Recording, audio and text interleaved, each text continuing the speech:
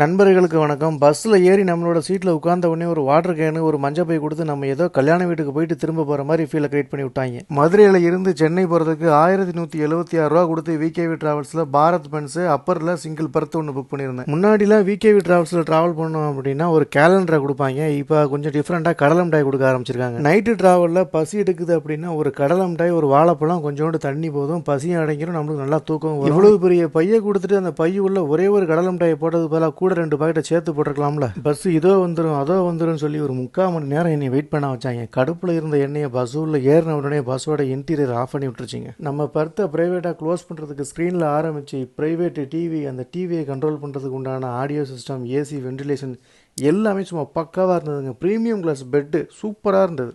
பெட்டில் ஏறி கடலை மிட்டாய் இதுன்னுட்டு படுத்த வந்தாங்க. காலையில் 5:15 மணிக்கு கோயம்பேடில் வந்து எழுப்பி விட்டாங்க. இறங்கி வீட்டுக்கு கிளம்பி போயாச்சு. இந்த பஸ்ஸில் யாராவது ட்ராவல் பண்ணுது அப்படின்னா மறக்காமல் கமெண்ட்டில் சொல்லுங்கள்.